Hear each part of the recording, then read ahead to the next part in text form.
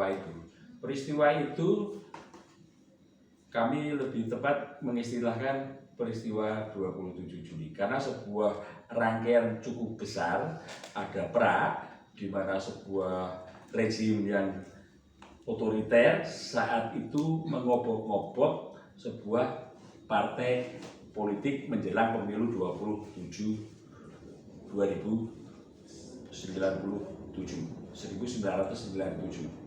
PRD sebentar lagi akan dinyatakan menjadi dalam kerusuhan itu. Bung, tolong rekaman ini jangan sampai diambil oleh pihak lain dan harus dikirim ke satu tempat yang kemudian nanti akan disosialisasikan oleh kawan-kawan lain di tempat lain. Karena kan pada saat itu semua orang-orang tua kita kan dipanggil, suruh bicara di TV, nah pulanglah, Sarwan Hamid dan lain-lain juga mengancam orang-orang tua kita.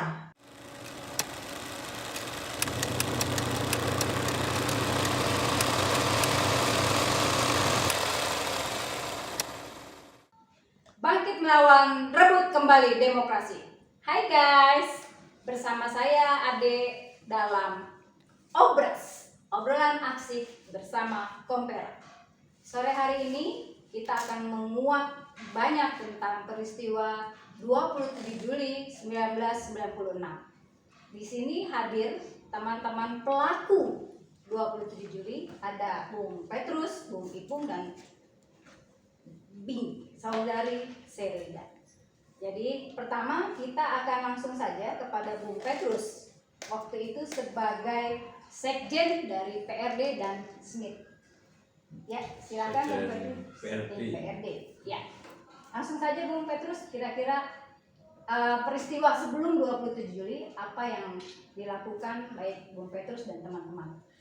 Ya, sebenarnya waktu itu kami sudah memasuki tahap membentuk sebuah partai politik. Kebetulan waktu itu saya sekjen Smith, Sere dari Serikat Tani Nasional ya, terlibat dalam Kongres Persatuan Rakyat Demokratik dan membentuk Partai Rakyat Demokratik pada bulan April 96. Di sana ditetapkan persatuan menjadi partai dan salah satu program penting dan dia menjadi resolusi dan kami sampaikan di dalam deklarasi pada tanggal 22 Juli, 5 hari sebelum peristiwa 27 Juli. Kami mencalonkan Megawati sebagai presiden dan kami menganggap Megawati adalah tokoh oposisi yang sangat berkarisma, mempunyai masa pendukung yang besar, yang kami sebut terjadi proses radikalisasi di tubuh PDI ketika Megawati memimpin PDI. Ada pembesaran faksi radikal di dalam tubuh PDI dan itu menjadi semacam harapan bahwa di Indonesia akan lahir perlawanan terhadap kediktatoran Soeharto. Selain itu pada deklarasi PRD kita memberi award kepada Megawati dan juga kepada tokoh-tokoh oposisi ya, semacam Gunawan yang sangat konsisten melakukan perlawanan saat itu. Dan kami melihat bahwa PDI tahun 97 untuk pemilu 97 akan berusaha sekuat tenaga mulai dari pusat sampai ke daerah-daerah untuk mengawal proses pemilu. Maka di Kongres kami bicarakan dan kami mempunyai ide dibentuklah Komite Independen Pemantau Pemilu seperti jauh-jauh sebelumnya di fraksi PDI ya, waktu itu kita sudah sampaikan membentuk semacam Nanfrel di Filipina yang waktu itu berhasil menyatakan kepada rezim Marcos bahwa pemilu curang dan rakyat melakukan people power, dan kami ingin itu menjadi satu kesadaran, karena memang kesadaran tidak hanya ada mahasiswa semata, tetapi sudah rakyat begitu resah, terutama menyambut momentum pemilu 97. Tetapi kejadiannya justru PDI mendapat intimidasi sehingga lahirlah kelompok Ahmad Fatimah yang menginginkan Kongres menggulingkan Megawati dan disetujui oleh pemerintah. Posisi PRD di mana? Posisi PRD hampir seluruhnya berada di struktur-struktur PDI juga, seperti Herman Hendrawan, dia ada di Jawa Timur menjadi bersama Sucipto melakukan proses mobilisasi di Jawa Tengah. Kita bisa memobilisasi di Salatiga dan berbagai daerah, karena memang sudah dipersilahkan oleh Taufik Kemas dan Budiman bertemu dengan Taufik Kemas, Sutarjo Suryo Guritno, pimpinan DPP bahwa ini hanya satu, apa yang dilakukan pemerintah harus dilawan. Jadi dilawan dengan cara mobilisasi massa, dilawan dengan cara-cara perlawanan. Sudah eksplisit ya, tidak hanya simbolis tetapi sudah perlawan, dan itulah terjadi proses Kongres Medan. Di mana Kongres Medan tanggal 20 Juni di Jakarta, kaum pro demokrasi juga terlibat di dalam mobilisasi peristiwa Gambir. Kita ingat ya, ada peristiwa Gambir, terjadi bentrokan dengan aparat, akhirnya DPP PDI Mega ya, karena sudah ada kongres di Medan yang sudah, kalau secara konstitusi di PDI itu dimisioner ya kan, dimisioner artinya semua ditentukan dalam keputusan itu siapa yang akan memimpin PDI. DPP Mega dengan kepolisian Polda Metro Jaya, Hama Minata kalau nggak salah ingat, Jenderal Minata, tidak boleh lagi turun ke jalan, harus ada di kantor DPP, dikanalisasi ya. Awalnya dikanalisasi agar tidak terjadi mobilisasi, tetapi justru membesar di bulan Juli, 1 Juli ya, itu 30 organisasi gerakan pro demokrasi meliputi Masumi Baru, PNI Baru, GRM, PRD, PUDI, Yayasan Pijar, Bintang Pamungkas yang sudah keluar dari P3, Mokhtar Papahan melalui SBSI-nya, Ridwan tokoh Masumi ya, saya lupa nama lengkapnya, membentuk Majelis Amanat Rakyat Indonesia. Di YLBI mereka mendukung kepemimpinan Megawati dan mengecam politik Orde Baru yang mengobok-obok, mengintervensi sebuah partai politik, dan tujuannya adalah melemahkan kepemimpinan Megawati menjelang pemilu 97. Seperti itu, akhirnya PRD sendiri juga menyatakan secara resmi tanggal 7 Juli di kantor DPP di Mimbar Bebas itu, dan sebenarnya PRD menjadi salah satu bagian yang aktif mendinamisir Mimbar Bebas itu. Bahkan kami mempunyai satuan tugas untuk menjaga kantor itu, karena waktu itu isunya berhari-hari mau diserbu kan. Waktu itu kami menugaskan Bimo Petrus Anugrah. Jadi Bimo Petrus Anugrah itu kami tarik. Waktu itu saya sekjen Semit, belum kongres. Waktu itu Bimo Petrus sudah diangkat menjadi Departemen Agitasi Propagandanya Semit hasil kongres di Gunung Selamet, di Gunung Selamet, kongres di Purwokerto yang melahirkan duet kepemimpinan Andi Arief sama Nesar Patria. Itu betul-betul kongresnya di gunung, nggak makan berapa jam gitu kongres di sana karena tidak ada tempat yang aman ketika Soeharto datang ke Yogyakarta. Waktu itu malam sebelum tanggal 27 Juli saya memerintahkan Herman Hendrawan untuk menarik seluruh pasukan, ya tidak jaga lagi di kantor DPP. Sebenarnya bukan hanya PDI Megawati saja, tetapi juga banyak unsur-unsur masyarakat di situ, bahkan dari berbagai daerah, karena bergiliran agar kantor itu tidak direbut. Itu suasananya seperti itu. Jadi suasananya memang betul mencekam gitu. Ya, unsur-unsur berbagai pihak yang mendukung kepemimpinan Mega dari intervensi pemerintah itu banyak mendukung dengan cara ada di dalam gedung itu. Kebetulan tanggal 27 Juli kami tarik, bukan kita tahu mau diserbu, tetapi karena kita pindahan rumah.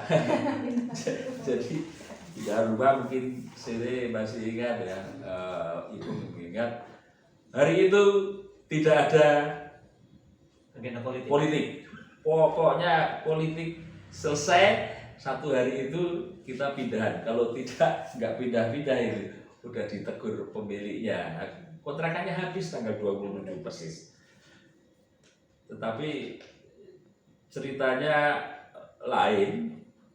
Pagi-pagi salah satu pengurus Semit Jabodetabek mengabarkan kalau kantor itu diserbu dan katanya terjadi bentrokan dan terjadi banyak korban, dan kantor itu beberapa mobil-mobil yang ada di situ, sepeda motor juga terbakar. Segera membuat kami melupakan pindah rumah, tapi kami langsung ke sana dengan berbondong-bondong. Ternyata ya, kalau kami ke DPP berarti lewat Ostista, berarti harus nyebrang getek, getek, terus naik 502 atau 520 502. Nah itu kan ke Asista, terus menuju apa? Singkarolus itu apa? Salemba lah. Tapi sebelum itu harusnya ke kiri menuju ke Tugu Proklamasi ke DPP itu ditutup nggak bisa masuk. Akhirnya kami jalan kaki di dekat perempatan Singkarolus atau perempatan RSCM. Udah membumbung tinggi, asap membumbung tinggi pagi-pagi ya, membumbung tinggi. Itu kira-kira jam berapa pagi? Jamnya jam berapa? Aduh, aku sudah agak siangan ya, katanya sebelum jam 6 ya. Saya sudah lewat jam 6 ya. Apalagi naik getek, terus jalan kaki sampai sana pakai angkutan umum yang suka nongkrong itu agak siangan, tapi asapnya masih membumbung. Dan saya berjalan dari ujung RSCM menuju ke Dipo itu dengan tarmisinya mukanya pucat ya kan, sedih ya kan. Dia waktu itu pengurus DPD PDI Tarmisi itu, gimana Mas, kantor hancur ya Mas, apa nggak ada yang mati ya? Dia meratap seperti itu, dan aku sendiri juga bingung dijawab. benar-benar hari itu saya menyaksikan ada sebuah gedung terbakar dan isu tentang perebutan itu terjadi. Sebenarnya aku bersama Eko Kurniawan itu sudah dibisiki, bukan dibisiki lagi, diberitahu. Munir memanggil saya ketika di kantor YLBI beberapa hari sebelum 2 Juli di ruangnya, dan dia mengatakan PRD harus hati-hati. PRD harus hati-hati itu kata pertama. Loh, kenapa ya kan? Begini, itu mimbar bebas sudah dianggap menjadi embrio people power. Jadi pemerintah kalau tidak menghentikan itu, dia akan menjadi embrio people power. Dan oleh karenanya Munir ngomong hati-hati ke aku sama Yogyakarta, kantor itu akan diambil alih, dan diambil alih secara paksa melalui militer, ya kan, karena nggak mungkin PDI masanya PDI itu akan mampu merebut itu, dan akan diciptakan kerusuhan, dan PRD menjadi dalam kerusuhan. Saya berpikir dalam kerusuhan, saya sampaikan ke forum, saya masih ingat malah tertawa kan ya. Ignatius Damionis Pranowo ngomong, tidak mungkin, impossible. Impossible. Budiman juga bangun saja, ada Nesar Patria, ada Dita Indasari saat itu, dan forum setengah percaya setengah tidak. Tetapi ketika kejadian itu, ketika berjam-jam terjadi bentrok antara Brimob dan massa yang karena ada peristiwa kebakaran itu, pengambil alihan kantor secara paksa itu, dan ada mimbar bebas di mana satgas-satgas yang berhasil lolos itu menyatakan ada yang terbunuh dan sebagainya, terjadi histeria dan bentrok. Udah berjam-jam batu itu kayak apa ya, berterbangan. Kita di bawah santai-santai saja. Saya bertemu dengan Arif Budiman juga, dia melihat batunya berterbangan menghajar Brimob. Saking banyaknya massa, dan mereka mencoba meringsak agar bisa masuk ke kantor DPP.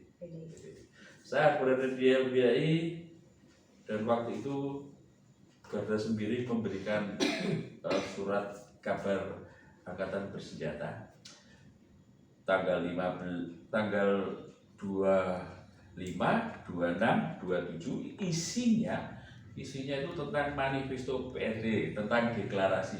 Padahal waktu itu banyak wartawan datang ke deklarasi, tidak banyak memberitahu ya, wartawan luar negeri kalau kata teman-teman, tapi wartawan nasional mana mungkin melihat manifesto PRD yang begitu galak, istilah saat itu yang begitu tajam, begitu kiri, dideklarasikan.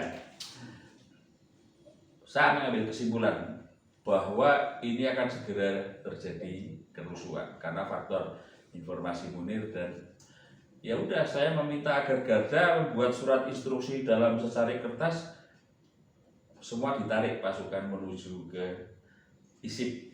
Waktu ISIP itu di Lenteng Agung ISIP, di sana ditarik semua agar kita di sana koordinasi, dan aku briefing karena waktu itu saya sebagai sekjen menyatakan, karena nggak ada ketua umum kan, ketua umumnya entah kemana kita nggak tahu, nggak terkumpul. Akhirnya saya memutuskan PRD sebentar lagi akan dinyatakan menjadi dalam kerusuhan itu.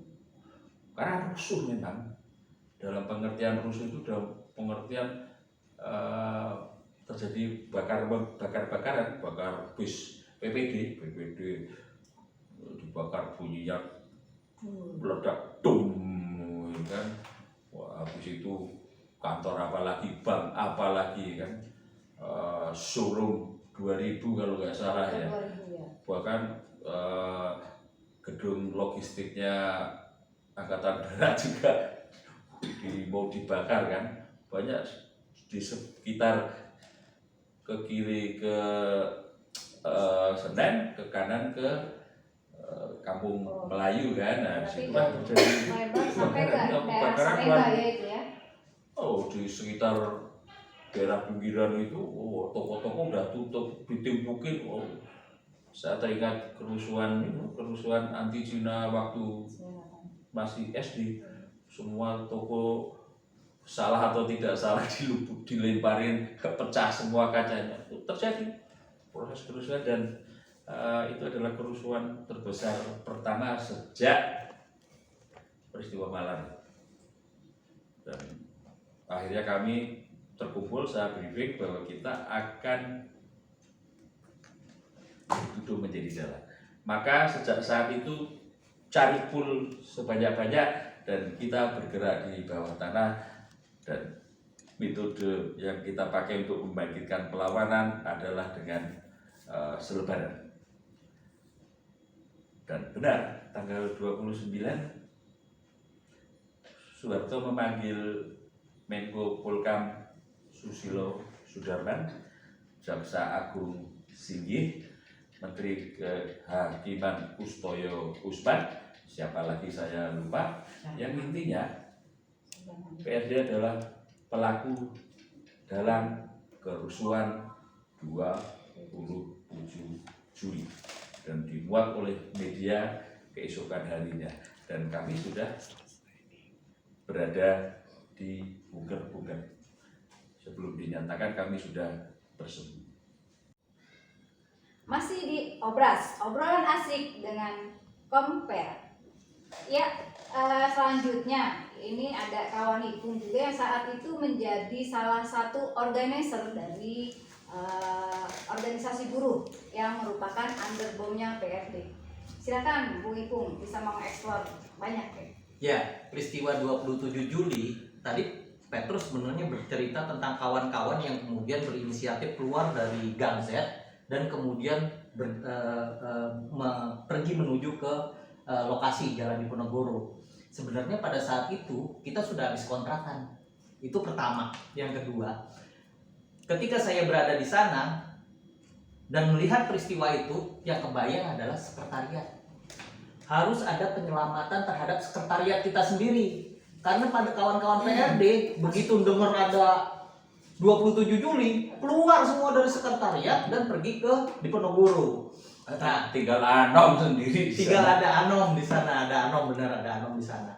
Dan kemudian saya kembali ke sekretariat untuk melakukan penyisiran sekretariat. Jadi ada barang-barang yang kemudian kita harus pindahkan dari sekretariat dan kita harus permisi juga sama pemilik kontrakan itu, namanya Pak Jaya waktu itu, dan yang lain-lain. Dan di sana sudah ada Jayadi. Jadi pada saat peristiwa 27 Juli kawan-kawan sibuk dengan urusan di Jalan Diponegoro, saya, Jayadi, Anom sudah keluar dari situ waktu itu, sudah membawa barang-barang yang pertama, melakukan penyisiran terhadap sekretariat. Jadi semua barang-barang yang ada di sekretariat itu kita sisir dan kemudian kita masukin bajai sama Jayadi, entah dibawa kemana. Karena pada saat itu pikiran kita adalah dokumen-dokumen yang ada di sekretariat itu harus diselamatkan. Jadi penyisiran dilakukan, semua sudah kita sisir, tapi ada satu yang kemudian tidak pernah sempat kita sisir. Dokumen-dokumen yang tersimpan di Ethernet. Karena kita nggak tahu bahwa di Ethernet itu ternyata ada dokumen-dokumen PRD. Oh, Ya. ternyata ada juga di internet. Ya, ada cerita lucunya itu.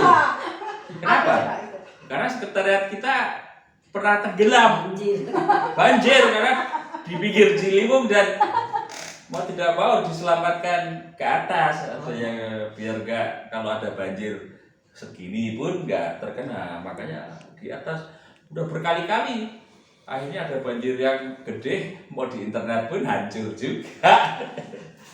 Nah, itu yang kemudian jadi menarik ya, bahwa ya ada dokumen yang tertinggal. Jadi ketika kemudian sekretariat itu digerebek dan yang lain-lain, Saya yakin dokumen yang tertinggal di atas itu jadi bagian dokumen yang mereka dapatkan untuk kemudian membuat pernyataan atau statement tentang PRD. Atau mungkin malah mereka juga nggak tahu kali di atas ada. Enggak ada, ketahuan karena dibongkar ternyata. Semuanya disisir sama mereka.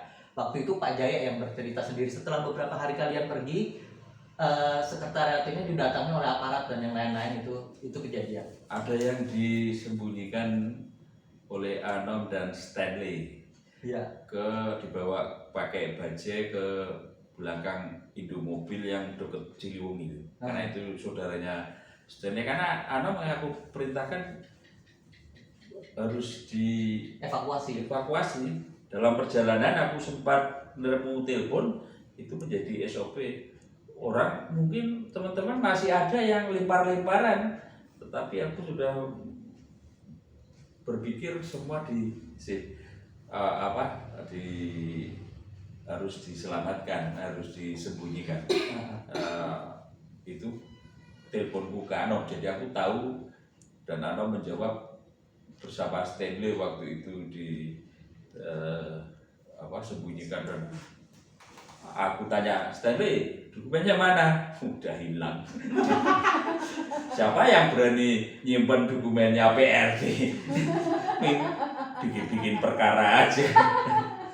Jadi sebenarnya sebelum 27 Juli saya, Herman, Bimpet, Yakobus, sama satu lagi Arnold Purba itu Almarhum Ucok, ya, Ucok, Kasus Arnold 5 Purba, Ucok Gerot, Agustus ya. Ucok Gerot yang terlibat dalam peristiwa 5 Agustus itu ditempatkan atau diberi tempat untuk kita berkoordinasi oleh seseorang dari PDIP yang namanya Mas Heri Ahmadi.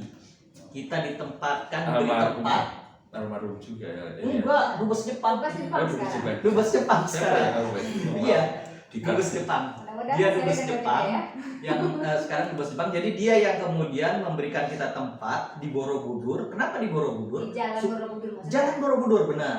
Jalan Borobudur supaya kemudian kita punya akses yang dekat juga ke DPP PDI pada saat itu dan yang lain-lain, sehingga setiap sore kita selalu berkoordinasi di situ, dan Mas Heri datangnya ke situ untuk kemudian berkoordinasi untuk melihat dan menceritakan tentang kondisi yang ada di lapangan seperti apa.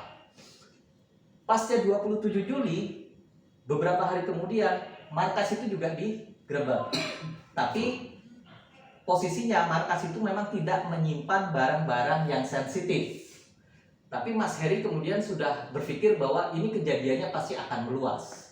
Dan kawan-kawan PRD juga akan jadi target yang kemudian akan ditangkap oleh aparat untuk kemudian ditangkap oleh aparat dan yang lain-lain. Kemudian Mas Heri lah yang kemudian memutuskan untuk kawan-kawan yang kemudian ada di situ pada saat itu untuk kemudian melakukan evakuasi. Tidak ada di lokasi, tidak ada di Jakarta lah pada waktu itu. Nah, biasalah yang namanya Herman Hendrawan sama Bimpet mentertawakan hal kayak gitu. Ya aku kalau masalah umur kan udah ada yang ngatur dan yang lain-lain. Kenapa sih lo harus paranoid dengan urusan kayak gitu? Ya akhirnya ya kita sudah bilang situasinya kayak gitu, markas sudah nggak bisa dipakai lagi, jadi kita nggak punya ruang koordinasi lagi di situ.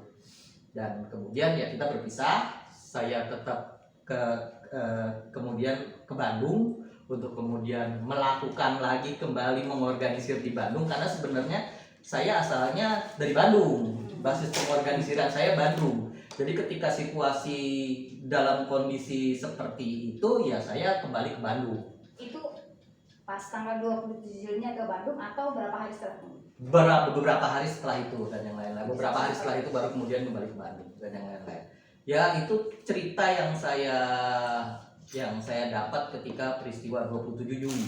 Jadi memang sebenarnya Bimpet, Herman Hendrawan itu memang terlibat dalam kegiatan-kegiatan yang dilakukan di DPP.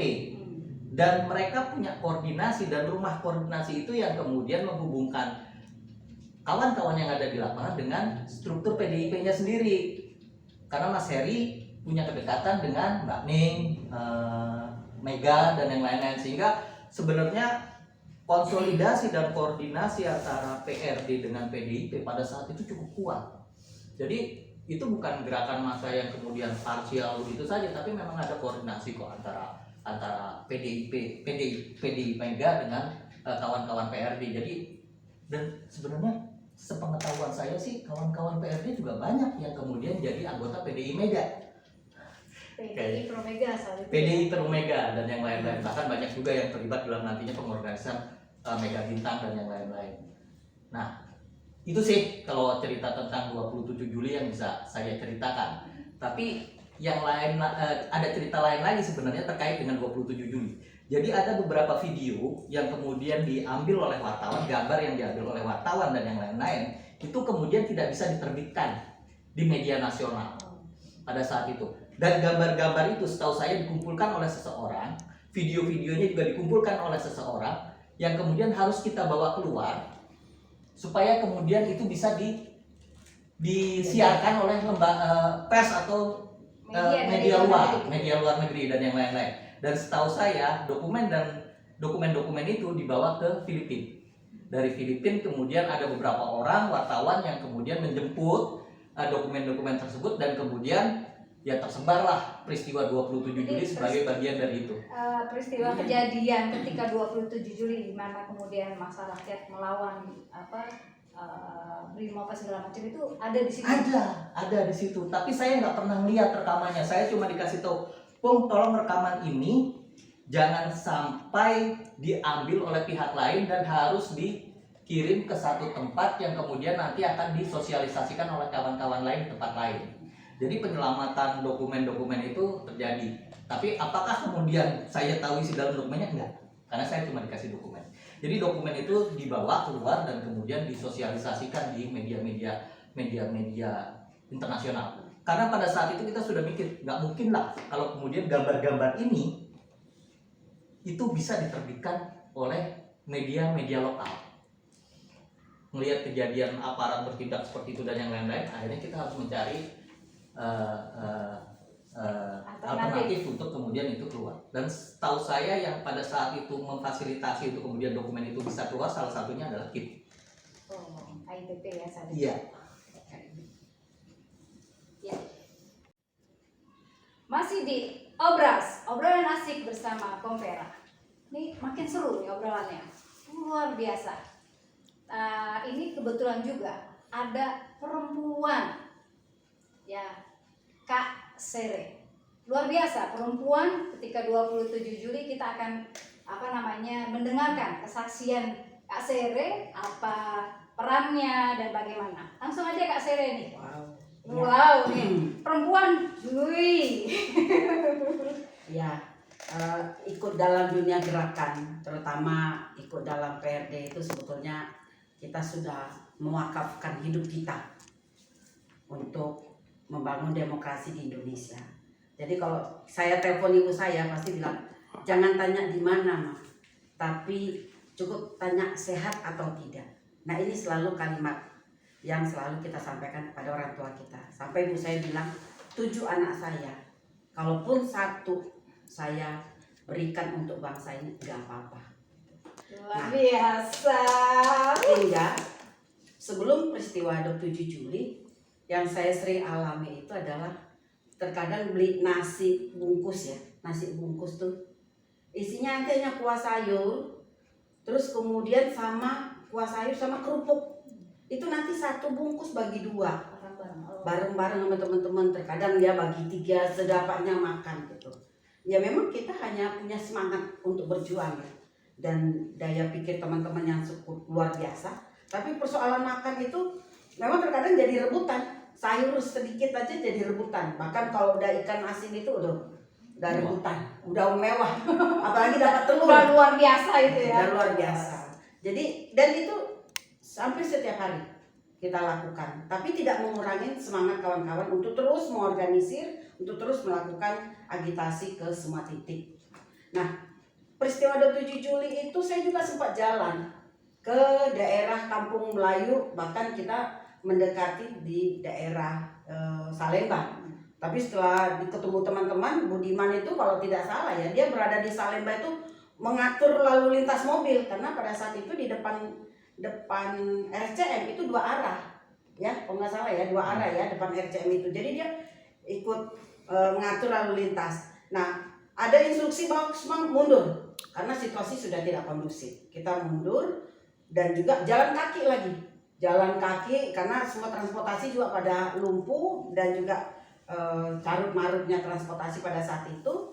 Kita mundur dan kalau tidak salah saat itu saya ngikutin ke IISIP ya, tempo hari untuk berangkat ke IISIP. Dan setelah peristiwa itu dari IISIP, teman-teman ini mulai banyak berita-berita yang cukup mengecam ya, Menstigma PRD adalah sebagai partai komunis, partai terlarang dan lain-lain. dalam 27 Juli, boy semua itu selalu diungkapkan. Bahkan orang tua kita pun sudah mulai ketakutan. Kita nggak bisa lagi ngubungin mereka. Tinggal sekarang bagaimana menguatkan sesama kawan-kawan. Nah, saya mencoba untuk menghubungin Pendeta Saud Sirait pada saat itu untuk minta supaya teman-teman dievakuasi. Nyampe di Suara Pembaruan pada saat itu ketemu dengan Bapak Moksa Nadia. Moksa Nadia itu salah satu wartawan di Suara Pembaruan. Dengan mobil TAF-nya, Pendeta Saud nyetir mobil TAF ini untuk berangkat ke ISIP, dan dari ISIP berangkatlah Hotel dekat Petrus, Melayu. ya kan, Sekjen bersama dengan kawan-kawan, ada Rosso dan kawan-kawan yang lain. Terus kemudian kami di sebuah hotel, namanya kalau nggak salah Hotel Nirmala di Kampung Melayu. Hotelnya itu depannya jual piala. Iya. Iya, malah betul itu. Hotel Nirmala. Sebenarnya hanya sakti. Masih ada. Iya, dekat Kampung. Dan di Hotel Nirmala inilah Bang Moksa Nadia bersama dengan timnya mewawancarai teman-teman mengenai kronologi kejadian peristiwa 27 Juli tersebut. Kalau tidak salah itu tabloid Mutiara itu cukup lengkap.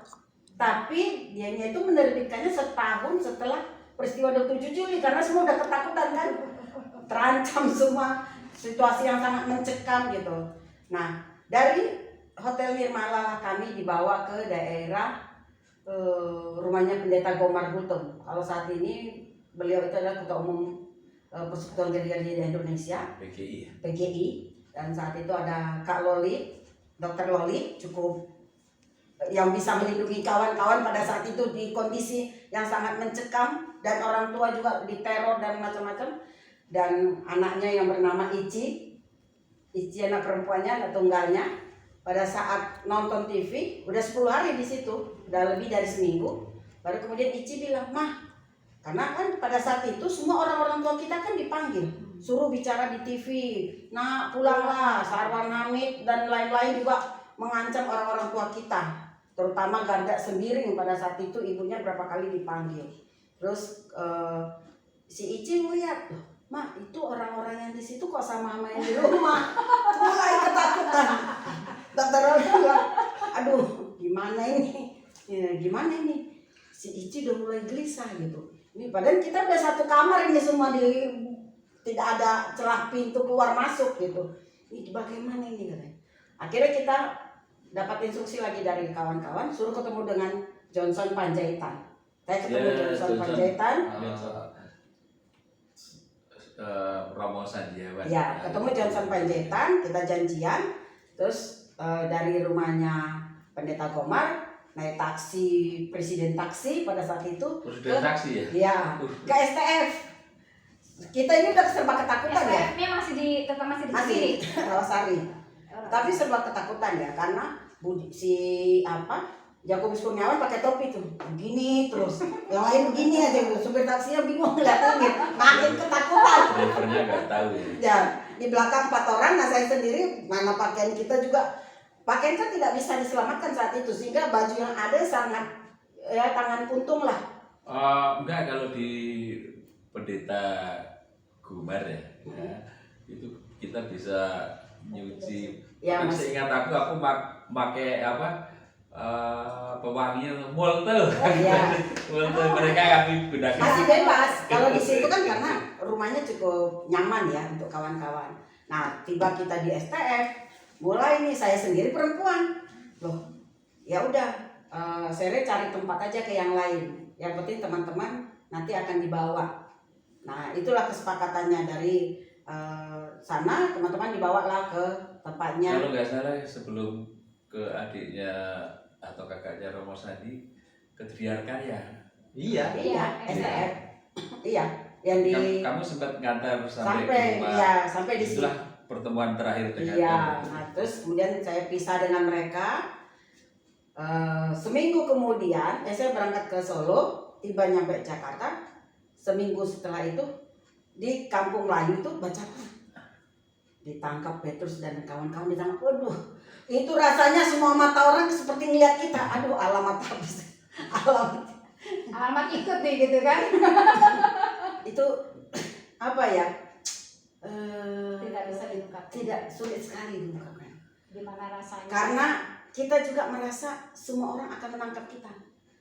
Orang tua kita juga sudah mencari sekian lama, tapi kita juga nggak bisa berkomunikasi dengan mereka. Dan di situ lemas rasanya. Aduh, kemana ini? Saya nggak tahu lagi mau kemana, mau komunikasi kemana. Saya pergi ke rumah keluarga. Setelah pergi ke rumah keluarga, tapi saya baca bener nggak ya? Saat itu Kak Sera sendiri? Sendiri, karena saya baru nyampe dari Solo kan, untuk berkomunikasi.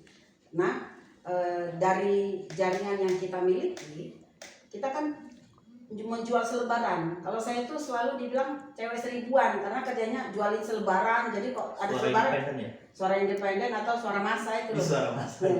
Dijual terus orang bayar 1000.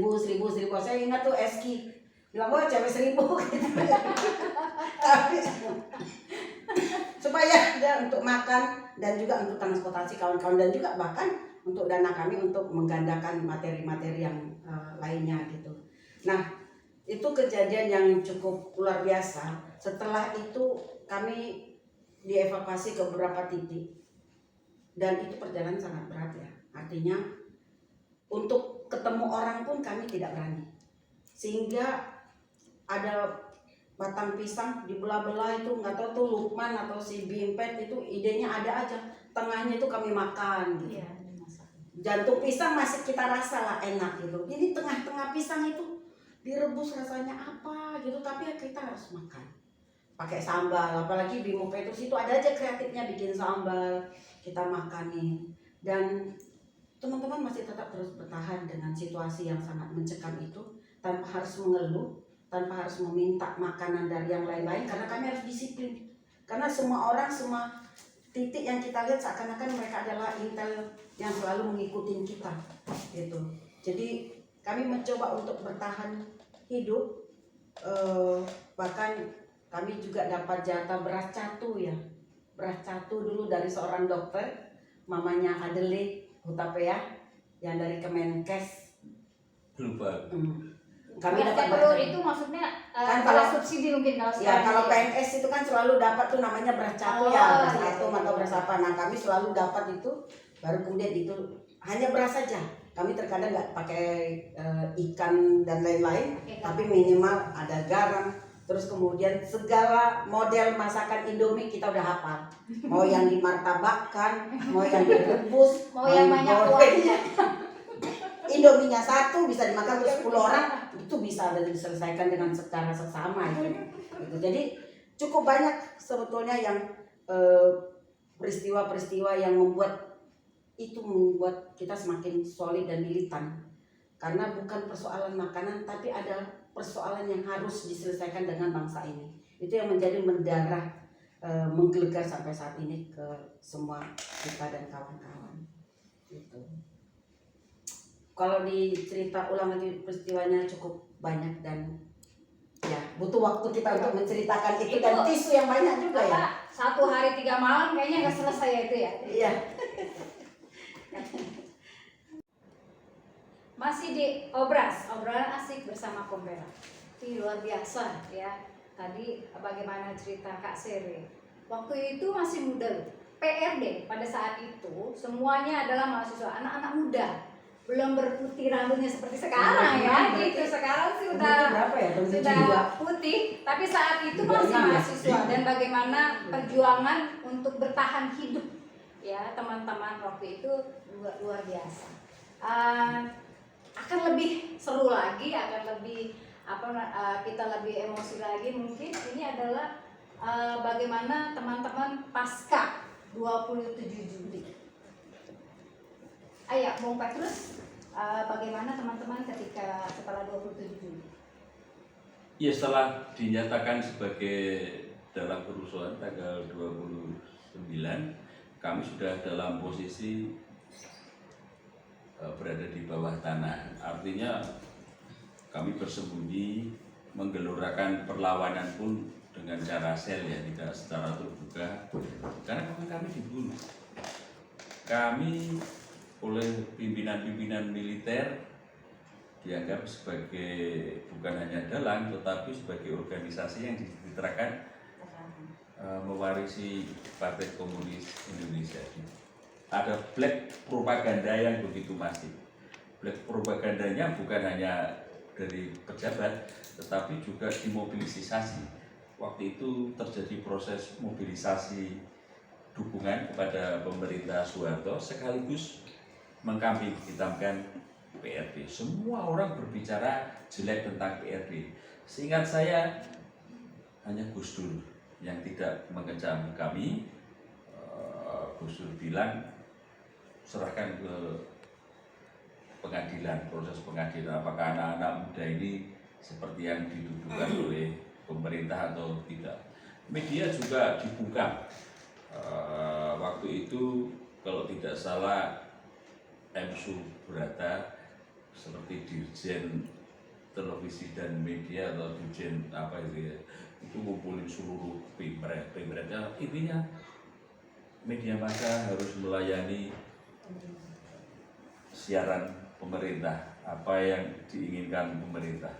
Maka bukan hanya saya dan beberapa pengurus kader-kader PRD semata, tetapi melibatkan keluarga juga menjadi orang-orang yang saat itu juga seketika mendapat intimidasi, mendapat semacam ketakutan yang dibangun oleh masyarakat juga, karena kami dikecam melalui pidato-pidato di sekolah, bahkan mimbar-mimbar Jumat, mimbar-mimbar di masjid dan sebagainya sebagai bahaya komunisme. Apa yang terjadi dengan saya, Budiman, dan pengurus pusat PRD waktu itu, kami hanya mampu bertahan, berjuang di bawah tanah. Kalau orang menyebut bertahan sebagai buronan, pada tanggal 11 Agustus kami sudah istilahnya, saya menyebut diculik, karena kami nggak tahu siapa yang ngambil waktu itu, nggak tahu mengambil saat itu. Di rumah Pak Beni mereka masuk dengan cara paksa, membawa senjata, kami ditodong. Budiman yang masih telanjang dada juga ditodong, disuruh keluar. Saya juga pakai celana pendek ditodong, perlu keluar. Kami dibagi beberapa mobil untuk bergerak ke sebuah tempat. Yang lain matanya ditutup waktu itu. Kalau saya sendiri nggak ditutup, saya masih ingat.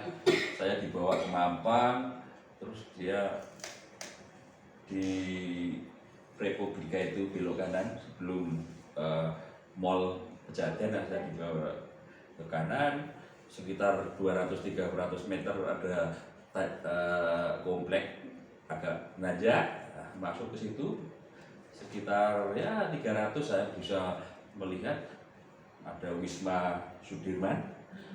Dibuka, ternyata gerbangnya komplek yang tidak diketahui oleh tetangga kanan kiri. Saya di situ diinterogasi, dimasukkan ke dalam sebuah aula. Ada Pak B juga.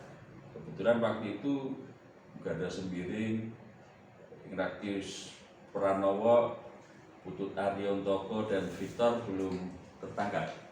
Yang tertangkap saya, Budiman, Ken Budiman Sutoso, dan Yoko Buseko Gunawan. Di situ langsung dihadapi oleh Joki Anwar Makarim yang bilang Suroso, karena saya waktu itu nggak tahu Zeki Anwar Makarim yang seperti apa ya, agak kurang paham, tapi Suroso mengatakan setelah kejadian beberapa tahun itu Zeki Anwar Makarim, dan di situ mereka menyampaikan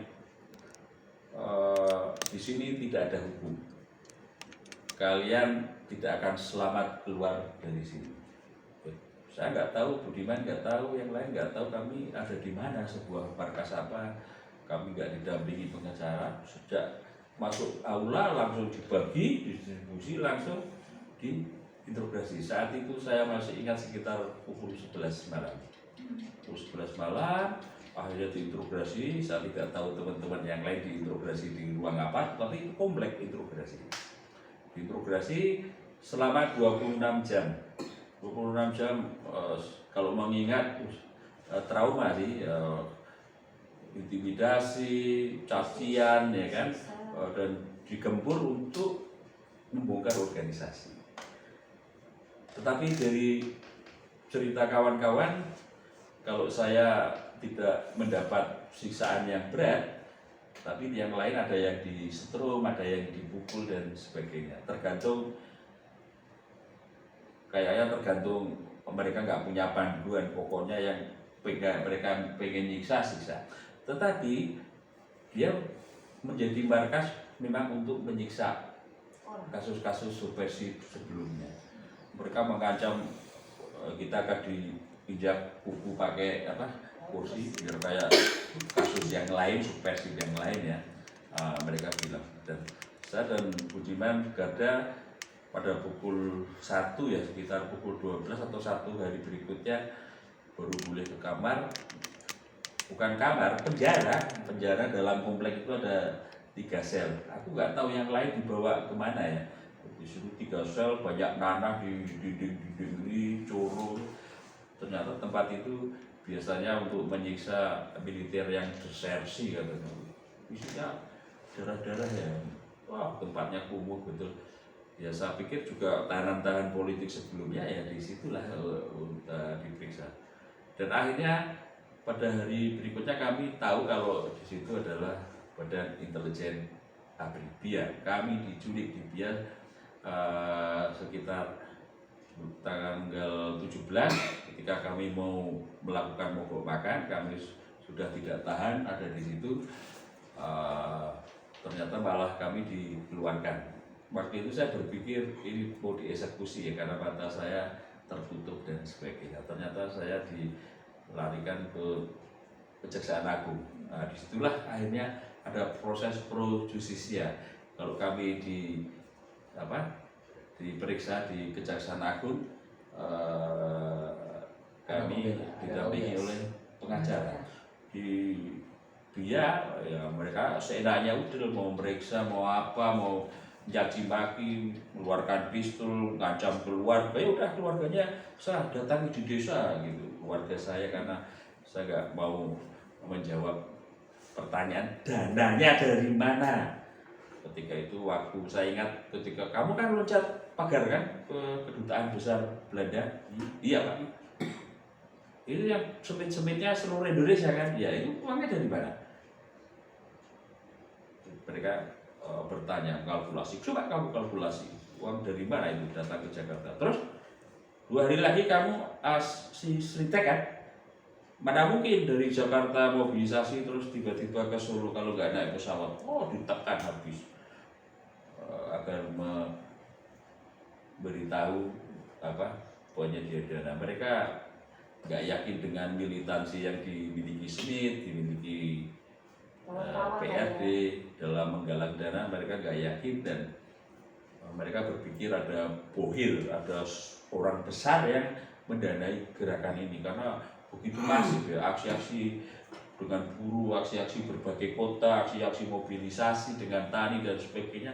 Waktu itu kami mendominasi ya, artinya mereka yakin ada bohir di belakang itu. Ya setelah keluar dari dia, kami di Kejaksaan Agung. Disitulah informasi mulai terbuka kalau di Jawa Timur ada penyiksaan, ditangkap oleh Bakortas Nada. Ada seorang ibu bernama Nia, dia kehamilan setelah proses integrasi yang sangat melelahkan dan intimidatif. Terus juga anggota STN ada yang disuruh makan kodok.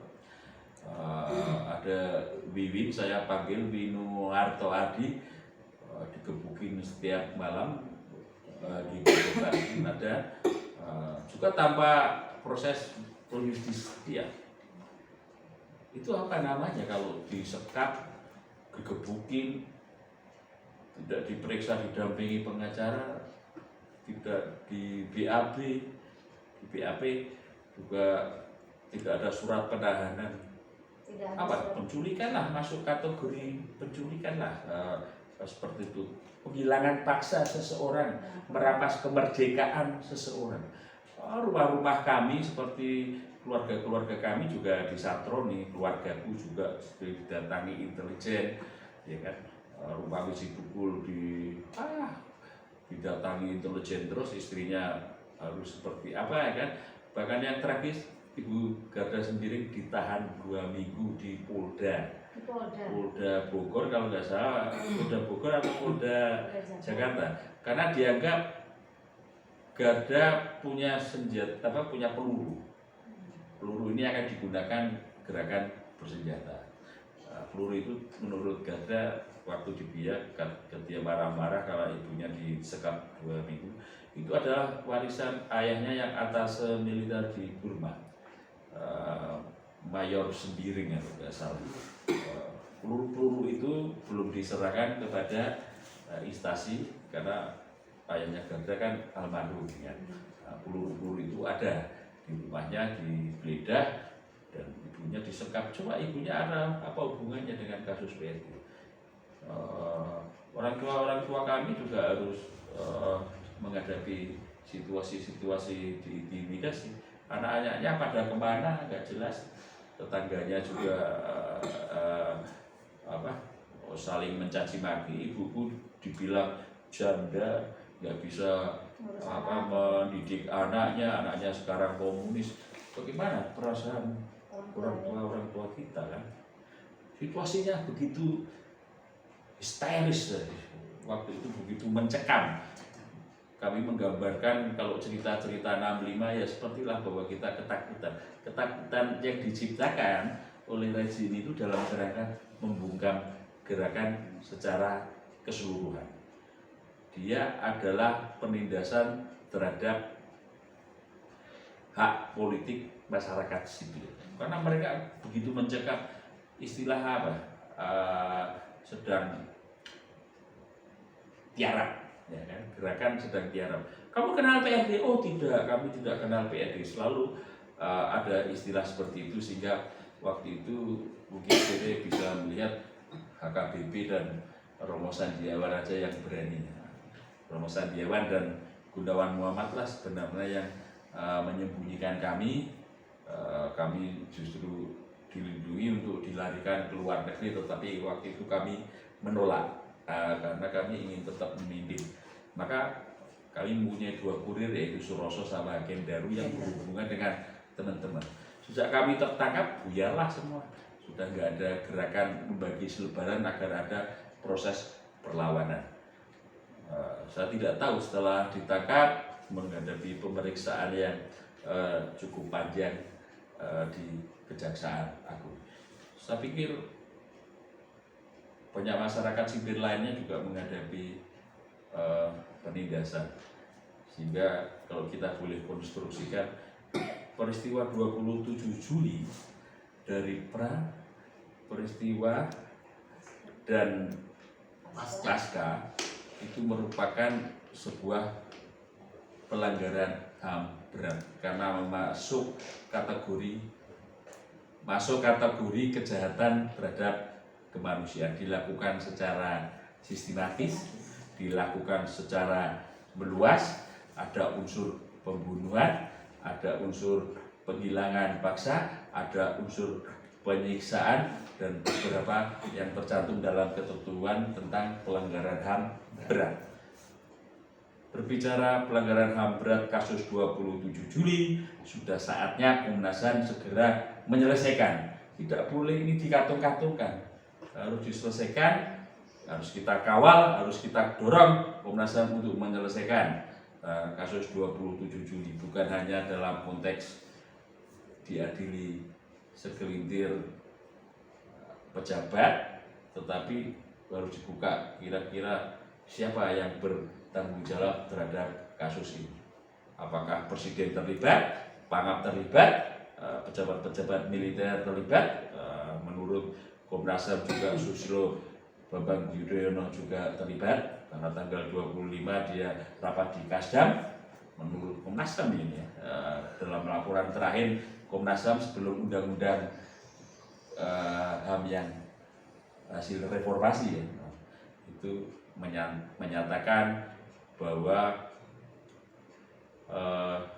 beberapa militer pejabat dan diantara militer sendiri sudah saling bersilang pendapat tentang keterlibatannya, seperti Sutioso yang waktu itu Kasum yang saat 27 Juli justru ada di luar kota sedang bermain motor gede, akhirnya dia mengalami kecelakaan politik kan, kasus 27 Juli kan dicopot.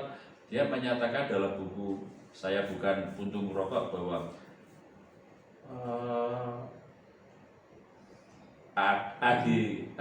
Kasat waktu itu terlibat. Sutioso sebagai Pangdam Jaya terlibat, tidak mungkin tidak terlibat. Sawan Hamid terlibat. Dia menyatakan Hartanto ya juga dinyatakan oleh Sutioso terlibat. Sementara dalam kesaksian mantan sekjen PDI yang diculik juga mengatakan bahwa hampir seluruh struktur PDI sebelum kejadian Kongres Medan diintimidasi oleh militer, oleh Babinsa, oleh Angkatan Darat dan sebagainya. Saya pikir rangkaian kasus 20 Juli harus kita perjelas bahwa dia merupakan pelanggaran HAM berat. Ya. Ada tambahan, Bung Ipung sebagai pelaku apakah Sere? Yang menarik sebenarnya penyiksaan tidak hanya terjadi di Jakarta, pemburuan terhadap kawan-kawan juga terjadi di daerah-daerah lain. Tapi kan yang menarik adalah ketika kawan-kawan sudah diburu, kawan-kawan sudah ditangkap, perlawanan itu tetap terjadi. Kawan-kawan masih paling tidak punya semangat untuk kemudian membangun lagi basis-basis perlawanan dan yang lain-lain.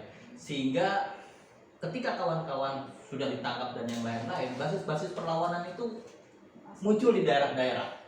Muncul di daerah-daerah maksudnya kawan-kawan sudah tidak bisa lagi melakukan kegiatan politik di Jakarta dan yang lain-lain, yang berasal dari daerah balik daerah dan yang lain-lain untuk kemudian melakukan aktivitas perlawanan sebenarnya di daerah-daerah. Karena pasca 27 Juli kita memang mengalami penurunan dalam konteks aksi massa dan yang lain-lain. Tapi sebenarnya dari konteks 27 Juli itu ketika kawan-kawan sudah ditangkap dan yang lain-lain itu juga membawa gelombang baru dari energi perlawanan. Sehingga banyak di daerah-daerah lain, di daerah-daerah itu mulai muncul gerakan-gerakan perlawanan terhadap apa yang terjadi di Jakarta. Dan ini sangat menarik karena pada saat itu sebenarnya pemimpinan PRD sudah ditangkapin dan yang lain-lain, tapi sebenarnya sel-selnya itu masih cukup banyak. Dan ini yang menarik. Kita pada waktu itu anak-anak muda, posisinya tuh kita tidak dalam kondisi finansial yang bagus. Tapi kita masih punya semangat untuk melakukan perlawanan. Bahkan tadi saya bercerita tentang bagaimana kita harus survive dalam situasi kemudian semua berada di bawah tanah. Nggak ada struktur yang kemudian berani muncul ke permukaan PRD. Semua bergerak di bawah tanah. Dan bahkan kadang-kadang kita nggak mengenal kawan sendiri, padahal itu adalah kawan dari bagian yang sama yang melakukan gerakan di bawah tanah. Itu banyak kejadian. Sistem sel, benar. Sistem selnya itu hidup. Dan yang menarik adalah bagaimana kemudian PRD itu bisa membangun sistem sel sehingga ketika secara struktural PRD itu sudah dihantam, pemimpin-pemimpinnya ditangkap, diintimidasi dan yang lain-lain, sel-selnya ini bisa hidup. Melawan secara clandestine. Melawan secara clandestine. Ini memang sangat menarik karena memang ketika kawan-kawan di PRD awal-awal masuk PRD ini saya cerita yang paling banyak adalah lu siap nggak bunuh diri kelas. Istilah mereka tuh bunuh diri kelas. Jadi kalau lu mau membangun perlawanan rakyat, lu tidak bisa menjadi orang yang kemudian eksklusif berada di atas dan lu harus bersama rakyat. Jadi kebiasaan kita pada saat itu adalah kawan-kawan harus mengorganisir supaya kemudian empati terhadap rakyat itu terbangun. Jadi ketika kawan-kawan diculik, kawan-kawan melakukan penyelamatan dan yang lain-lain, itu banyak yang kemudian kawan-kawan masuk ke basis-basis pengorganisiran mereka untuk kemudian bersemedi di sana supaya kemudian menunggu situasi aman untuk kemudian kembali ke gerakan lagi. Saya karena berasal dari Bandung, pasca 27 Juli dan yang lain-lain, ketika kawan-kawan sudah ditangkap, ya udah balik ke Bandung. Balik ke Bandung, bangun lagi mengorganisir lagi di Bandung dengan kawan-kawan gerakan di Bandung, bagaimana kemudian membangun semangat perlawanan itu terjadi dan yang lain-lain. Dan untungnya juga dukungan dari kelompok-kelompok lain, walaupun tidak dilakukan secara terbuka, itu ada. Udah lu nginep sini aja, lu nginep sini aja, lu nginep sini aja, itu ada gitu. Jadi kita banyak tempat sebenarnya di mana di lokasi-lokasi pengorganisiran kita itu kita bisa menyelamatkan diri. Jadi sambil menyelam minum air ya. Betul. Menyelamatkan diri juga sekalian mengorganisir. Betul. Kenapa itu bisa kita dapat? Karena ketika kita di PRD itu kita sudah diminta lu cuti. Cutinya itu bukan cuma menjalankan kerja-kerja organisasi atau kerja-kerja politik yang diperintahkan oleh PRD, tapi mengorganisir. Gua cuti ke Cimahi, mengorganisir buruh. Gua cuti ke Ranca Ekek, mengorganisir buruh. Dan yang lain-lain seperti itu. Jadi pada saat itu kita sudah tidak lagi punya stigma dan moralitas gerakan bahwa kita harus memimpin tapi dengan meninggalkan massa. Jadi kalau kita mau bikin organisasi massa, ya kita harus bersama massa untuk kemudian bergerak mendorong massa untuk kemudian punya keberanian politik untuk menentukan aspirasi politik mereka. Kalau ini gimana Kak Seri? Ini kalau Kak Seri kayaknya harus siap-siap tisu kita nih kayaknya. Saya tidak mau lagi menangis itu, tapi apa yang dikatakan oleh Petrus dan Ipung tadi itu sampai saat ini tidak membuat kita cengeng ya. Bahkan ya kita akhirnya setiap tempat itu harus mengorganisir dan setiap tadi istilah bunuh diri kelas itu, sehebat apapun kawan-kawan, tetapi dia tidak perlu lagi dengan egonya sendiri. Menjalani gua nih, Ya. gitu ya. Bahkan sampai yang dimiliki pun pakaian, makanan, apa itu kita milik komunal ya, milik bersama, milik kolektif. Enggak, kalau baju bersih. Kalau baju bersih itu milik komunal, kalau hotel milik sendiri-sendiri. Itu kejadian 3 set. Nah, terkadang saya pernah tuh sama Nompi makanan wafer gitu ya, terus dia beli satu, kita pagi-pagi pengen rasa gimana sih rasanya wafer gitu. Nah, tapi itu kita kuat ya sampai saat ini, solidaritas itu terbangun walaupun kita tidak pernah ketemu dengan kawan-kawan, tapi di saat kita pernah mengalami sakit yang sama, kita pernah mengalami penyiksaan yang sama, situasi yang sangat mencekam, bahkan orang pun menjauh dari kita seakan-akan tinggal di tengah lautan. Itu yang membuat kita satu sama lain ini sampai saat ini masih punya kekuatan. Sehingga mungkin bahkan ada teman yang kurang sehat, ada teman yang sakit dan lain-lain. Sampai saat ini solidaritas kita terbangun dengan baik. Itu. Jadi kalau saya ngelihat bahwa ya begitu juga dengan perempuan ya. Banyak teman-teman kita bahkan organizer-organizer di saat mereka ditangkap, dipenjara, itu bahkan mau diperkosa. Bahkan dilakukan pelecehan seksual Sampai sebegitunya betul. itu terjadi.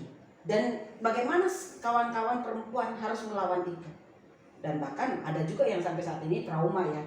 Istrinya si Jayadi kan masih trauma aja ya, karena situasi yang takut represif pada saat itu. Jadi banyak sisi-sisi yang memang pada saat kita muda dulu, kita ini lupa, ternyata udah tua kita sekarang ya. Berarti tahun 96 itu umur saya berapa ya? 26. Masih 17 tahun kalau sekarang merasanya kayak ini. Saya baru kuliah aja 91, berarti 96 kan baru sekitar 5 tahun lah kuliah. Saya katakan 90. masuk perguruan tinggi umur Iya, berapa? 21 ya. Tapi masih muda. Walaupun usia udah 52 tahun, tapi di sana menceritakan itu seakan-akan itu cerita yang Baru kemarin tuh ya. baru Baru kemarin gitu. Masih muda gitu. Iya. Tapi yang luar biasanya teman-teman ini ketika muda berani memutuskan aku melakukan ini untuk negara, untuk bangsa, mencerahkan rakyat Indonesia.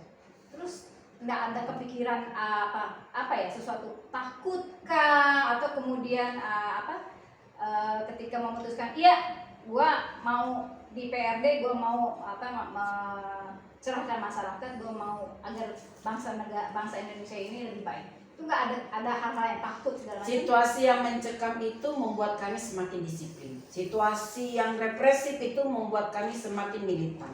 Jadi tidak ada yang mengatakan kami menyerah pada saat itu. Bahkan sampai saat ini. Benar takut ya, benar Ya takut. kalau pengurus yang dipilih itu harus sudah berani menyatakan 4B. 4B, 4B. Bui, Bui. Oke, 4B. Bui, buang, bunuh. Ya, Jadi itu itu udah ada harus konsekuensinya ketika kemudian sudah memutuskan ikut Resikonya seperti organisasi. itu. Dan itu sadar betul ya, teman-teman ketika memilih ini kita harus terima 4B ini. Ya karena kita masuk dalam gerakan itu dengan penuh kesadaran. Oh, Artinya kesadaran itu sudah selesai. Bahwa itu bagian dari kontrak politik yang harus kita lakukan ketika sudah Apakah memutuskan. kira-kira nih ya, bisa nggak ya kita ulang lagi untuk generasi yang sekarang? Kayaknya susah lah ya. Ini Mungkin beda zamannya, beda caranya ya. Pak Ade, Luar. bayangkan. Ya, Saya kami kuliah di tidak ITB. kepingin menjadi pensiunan. Hmm. Kami dengan sisa-sisa ya kepingin tetap menjadi aktivis. Tentunya tidak seperti dulu, ya. Tetapi kami tidak ingin mengatakan kami adalah Pensiun. Kami enggak. Hari ini seperti yang di sini akan menggelurakan Komite Perlawanan Rakyat untuk beroposisi terhadap rejim Jokowi Prabowo, rejim negara otoriter baru seperti itu. Jadi sebenarnya kita sudah memasuki negara otoriter, demokrasi yang dicapai oleh gerakan reformasi sudah dibajak, bahkan kita segera memasuki sistem seperti banyaknya RUU yang memastikan bahwa negara ini sudah memasuki negara tidak demokratis. Lembaga-lembaga demokrasi sudah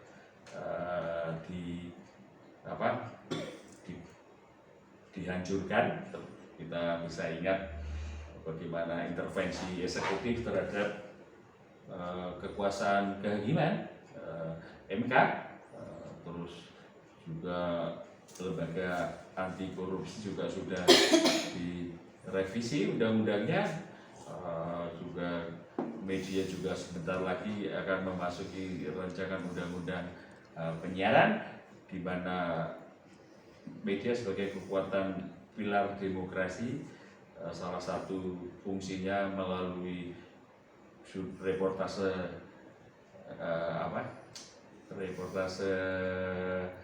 yang menyeluruh, itu akan dihilangkan perannya, bahkan itu merupakan primadona media untuk mengungkap skandal-skandal besar dan menciptakan proses perbaikan-perbaikan sebagai kontrol terhadap kekuasaan eksekutif seperti itu.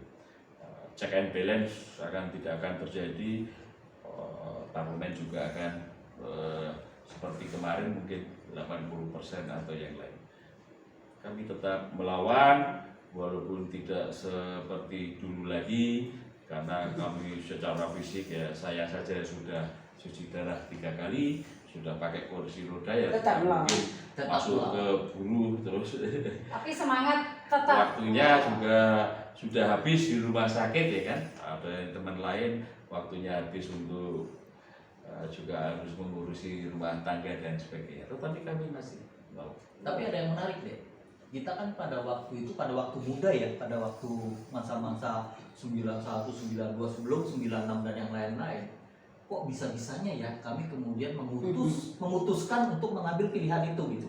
Sere bisa mengambil keputusan seperti itu, saya bisa mengambil keputusan seperti itu, Petrus juga bisa mengambilkan keputusan seperti itu. Ada situasi di mana kemudian kita kok jadi seperti itu ya? Maksudnya kenapa sih? Iya, kenapa sih?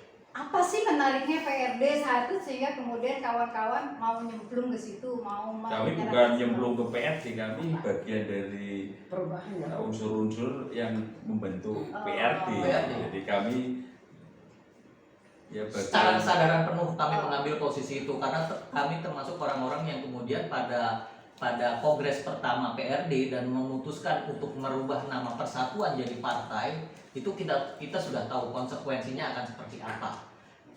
Iya. Kalau dibilang takut. Tapi yang menjadi ketakutan kita bukan masalah kemudian ditangkap dan yang lain-lain. Masalah ketakutan kita yang kemudian membuat kita takut adalah ketika mereka melakukan intimidasi terhadap orang-orang kita, keluarga kita gitu. Bagaimana misalnya Garda perasaannya ketika orang tuanya diambil, itu terus itu yang kemudian menakutkan bagi kita. Sampai pernah si Bimo Petrus dan Herman sebenarnya bilang seperti ini, ya kita kan sudah nafkahkan hidup kita untuk gerakan ini. Kalau kemudian kita harus selesai dengan gerakan ini, ya mesti ada lu. Kalau lu masih hidup ya lu harus terusin. Jadi di antara kita itu sebenarnya ada solidaritas moral yang kita bangun bersama bahwa gerakan ini nggak boleh selesai dan kita harus melakukan gerakan ini karena kita adalah bagian dari gerakan itu sendiri. Kebayang misalnya paling gampang lah ya. Saya mahasiswa ITB, saya anak pertama. Orang tua saya mengharapkan saya lulus dari ITB. Terus kemudian saya gabung sama PRD dan memutuskan untuk kemudian oke, kita bunuh diri kelas. Karena pada saat itu PRD ketat. Kalau lu mau masuk PRD, pertama yang lu harus lakukan adalah cuti kuliah dan melakukan pengorganisiran rakyat. Dan itu kami ambil sebagai nggak kebayang lah pada saat itu. Tapi itu memang jadi menarik. Apakah itu bisa direproduksi pada kawan-kawan mahasiswa yang sekarang? Ya kita nggak tahu. Ya, kan waktu itu juga ya, itu sudah sangat jadi rahasia umum ya, bagaimana perlakuan rezim saat itu, rezim Orde Baru, yang sangat represif, yang luar biasa. Nah, tapi ini teman-teman berani memutuskan kami berani melawan, kami mau melawan. Itu kan luar biasa ya. Apa yang awal terpikir saat itu apa ya? Tapi kalau ditanya awal terpikir saat itu apa, ya kita ini punya kesadaran yang sama, punya beban persoalan yang sama bahwa di Indonesia sedang tidak baik-baik saja. Ada hal yang menarik sebetulnya. Pada saat itu pemuda Pancasila kan agak ditakuti juga ya. Iya. Rumah ibu saya itu digerebek sama pemuda Pancasila. Terus mereka nyebut nama saya, mama saya pasti cerita. Tapi yang paling luar biasa adalah mama saya itu melawan. Dia bilang, kamu ini murid saya kok udah malah mau gerebek saya, kalau mau cari saya cari aja di Jakarta sana gitu. Nah, itu aja pun mereka sekelas pemuda Pancasila pada saat itu nakut-nakutin juga, melakukan intimidasi juga terhadap keluarga-keluarga. Tapi yang paling luar biasa adalah ya, keluarga-keluarga kita juga sudah mempersiapkan diri untuk itu. Jadi kalau ditanya bahwa apa sih kenapa kemarin itu teman-teman ikut terlibat dalam pengorganisiran dalam gerakan itu, kita punya kesadaran yang sama, dan kesadaran yang sama inilah yang menjadi kekuatan sehingga dimanapun kawan-kawan, bahkan daerah-daerah, kalau ada aksi di satu daerah pasti solidaritas dari daerah-daerah lain itu turun, dan bahkan solidaritas dari organisasi lain juga turun. Nah itu juga yang membuat kita semua ya yakin bahwa akan terjadi perubahan. Oke. Masih bersama Obras, obrolan asik bersama Komdela. Luar biasa sekali pengalaman kawan-kawan ini, dan masih muda, mau memutuskan sesuatu untuk melawan rezim, itu luar biasa. Saat itu masih muda. Saat itu masih muda. Sekarang sudah banyak tuban. Dan itu akan sulit sekali untuk mungkin kayaknya akan diulang lagi pada generasi-generasi berikutnya. Kayaknya susah. Oke, ini sesi terakhir. harapan kawan-kawan ya, apa harapan kawan yang harus diberikan di pabrik ini, apa nih harapannya? Ya,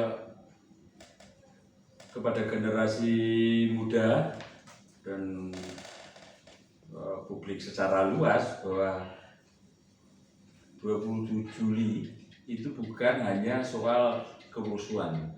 Kami menolak kuda tuli dipakai sebagai istilah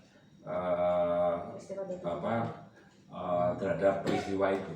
Peristiwa itu kami lebih tepat mengistilahkan peristiwa 27 Juli karena sebuah rangkaian cukup besar, ada pra di mana sebuah rezim yang otoriter saat itu mengobok-ngobok sebuah partai politik menjelang pemilu 1997 dan itu sudah dilakukan sejak 71 oleh Soeharto. Belum bukan partai politik, apalagi ini adalah partai dipimpin oleh Tra Soekarno, dalam hal ini Megawati Soekarno Putri. Kejadiannya sendiri juga merupakan pelanggaran HAM karena terjadi kekerasan, bahkan kehilangan nyawa, ya kan. Dan paskanya kami sebut ada upaya-upaya pemerintah untuk merepresi secara luas, menekan secara luas gerakan demokrasi, di mana salah satunya adalah kami dari Partai Rakyat Demokratik. Ada unsur penghilangan paksa, ada unsur pembunuhan, ada unsur penculikan, ada unsur penyiksaan, ada unsur menghilangkan hak-hak sipil, ya kan, membungkam demokrasi dan sebagainya. Kalau kita berbicara pra, saat, dan pasca, kami sebut bahwa peristiwa itu layak oleh Komnas HAM ditetapkan sebagai pelanggaran HAM berat masa lalu untuk diumumkan, karena peristiwa itu harus segera dirampungkan. Dan bagi generasi sekarang, saatnya melawan. Kami ini yang sudah usul pun masih melawan. Kami tergabung dalam Komite Perlawanan Rakyat, Kompera, berharap generasi muda, mahasiswa, dan elemen organisasi multisektor untuk bangkit melawan rejim negara otoriter baru. Kita mesti punya hutang. Ada beberapa kawan kita yang sampai saat ini masih tidak jelas nasibnya.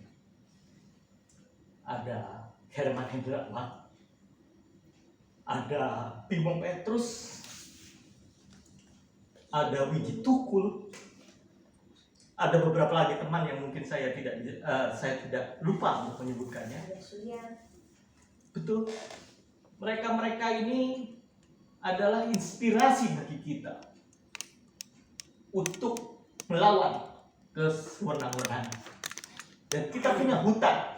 Pertama, kita harus tahu di mana keberadaan mereka sekarang. Yang kedua, masih ada yang harus kita perjuangkan, yang pernah kita berjuangkan bersama dengan mereka. Itu hutang moral yang sampai saat ini saya merasa bahwa ya itu bagian yang juga harus kita perjuangkan. Bagaimana nasib kawan-kawan kita yang hilang dan yang lain-lain. Karena sampai saat ini kita nggak tahu nasib kawan-kawan kita seperti apa sebenarnya. Dan buat saya penting untuk kemudian Komnas HAM juga mengungkap tentang kasus penghilangan orang ini. Karena banyak kawan-kawan kami yang juga kemudian hilang dan kita tidak tahu bagaimana keadaan mereka sekarang. Orang tua mereka juga sampai sekarang masih menunggu. Bahkan ada beberapa orang tua yang kemudian sudah meninggal, tidak pernah bertemu lagi dengan anak mereka yang masih mereka harapkan untuk kembali ke pelukan mereka. Mungkin itu kalau saya sih melihatnya kita masih punya hutang terhadap mereka yang sudah hilang dan dihilangkan. Kak Siri, lagi mana Kak Siri? Ya itu harus diungkap ya. Kawan-kawan kita yang hilang sampai saat ini. Dan banyak juga warga masyarakat lainnya yang mereka juga mengadvokasi kasus-kasus rakyat di daerah-daerah. Banyak yang tidak ditemukan, bahkan orang tuanya maupun anaknya. Komnas HAM sudah harus lebih serius lagi mengungkap keberadaan mereka dan juga kawan-kawan yang sampai saat ini belum kita temukan. Kalaupun mereka sudah mati, di mana dikuburkan? Kalaupun mereka masih hidup, di mana mereka ditempatkan? Mungkin itu jadi tugas utama untuk Komnas HAM dan seluruh kita harus mengawal itu. Tapi masih tetap semangat ya untuk melawan ya, masih tetap semangat. Oke guys, ini luar biasa. Ikut haru juga, tapi nggak boleh terlalu terbawa kita. Kita harus tetap melawan. Teman-teman ini juga masih luar biasa dengan kondisi mungkin sekarang kekurangan kayak Bung Petro sudah pakai kursi roda, kemudian usia segala macam, tapi tetap luar biasa masih tetap melawan. Saya tunggu ini komen-komen teman-teman. Mungkin ada usulan atau apa dalam diskusi kita ini, obrolan asik ini, dan tetaplah ditunggu obrolan asik bersama Kompera pada tema-tema menarik berikutnya. Bangkit melawan, rebut kembali demokrasi.